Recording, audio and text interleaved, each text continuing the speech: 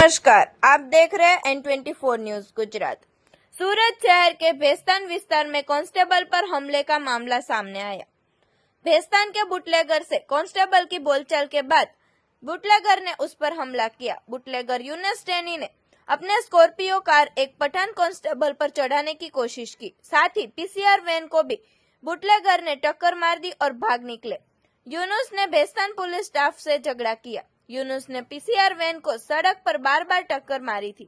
Police कर्मियों को रोकने पर यूनुस ने जाते जाते पुलिस को जान से मारने की धमकी दी थी। जांच के दौरान आरोपी की कार सेलवास से मिली थी। बाद में बुटलेगर यूनुस टेनी को भी पुलिस ने गिरफ्तार कर लिया।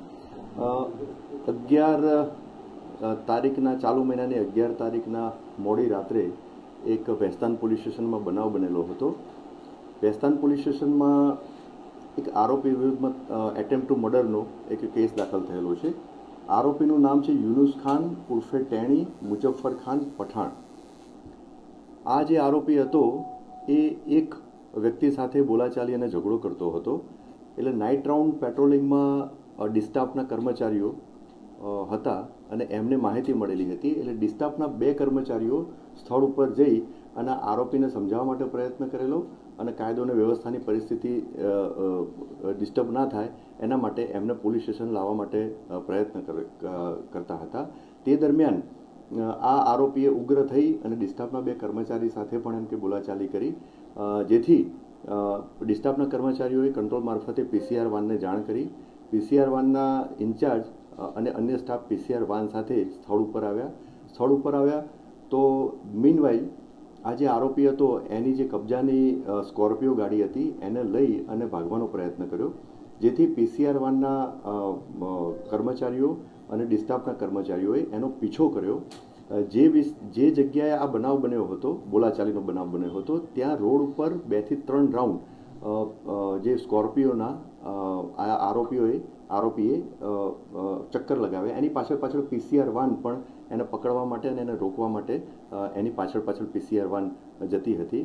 અને પછી આરોપીએ પીસીઆર વાનને 2 વખત ટક્કર મારી, એક આગળના ભાગેથી અને પછી એક આરોપીએ એની પાછળ જઈ અને રિવર્સ કરી અને ફરીથી પાછળની ભાગે ટક્કર મારી।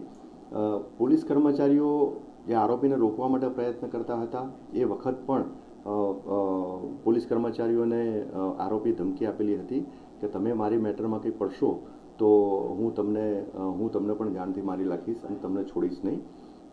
એ બાબતે આ ગુનો દાખલ થયેલો હતો। આરોપી આ ગુનો કર્યા પછી તાત્કાલિક એ ત્યાંથી ફરાર થઈ ગયેલો હતો। ગુનો દાખલ થયા પછી તપાસ દરમિયાન જે આરોપીની જે વાહન જે છે સ્કોર્પિયો વાહન એ સેલવાસ ખાતેથી તપાસના કામે કબજે કરવામાં આવેલું હતું અને આરોપીની શોધખોળ ચાલુ હતી। તે દરમિયાન સ્થાનિક પોલીસ સ્ટેશનના ડિસ્ટાફના કર્મચારીઓને ઇનપુટ મળેલ હતી અને એ આધારે ભેસ્તાન રેલવે સ્ટેશનની બાજુમાં થી એ મળી આવેલો હતો। તેને હસ્તગત કરી અને તપાસના કામે પૂછપરછ કરી અને એની ધરપકડ કરવામાં આવેલી છે। તપાસ દરમિયાન આરોપી વિરુદ્ધમાં બોડી ઓફેન્સીસ, પ્રોહિબિશનના અને ગેમ્બલિંગના ગુના પણ દાખલ થયેલા છે। અને જે તે વખતે બનાવ બન્યો અને જેની સાથે આ આરોપીએ જે માથાકૂટ કરેલી હતી, બોલાચાલી કરેલી હતી, એણે પણ ભેસ્તાન પોલીસ સ્ટેશનમાં ફરિયાદ આપેલી છે। તો એ બાબતે પણ કાર્યવાહી ચાલુ છે।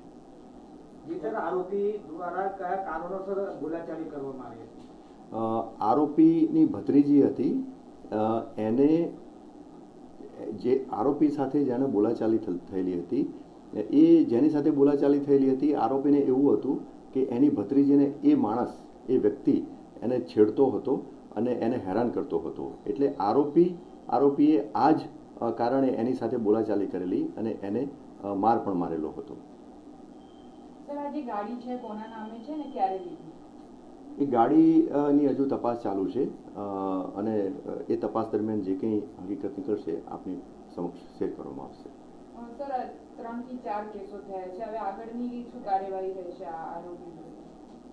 મેં જેમ આપને જણાવ્યું કે આરોપી વિરુદ્ધમાં બોડી ઓફેન્સીસ પણ દાખલ થયેલા છે અને પ્રોહિબિશન અને જુગારના કેસ પણ દાખલ થયેલા છે।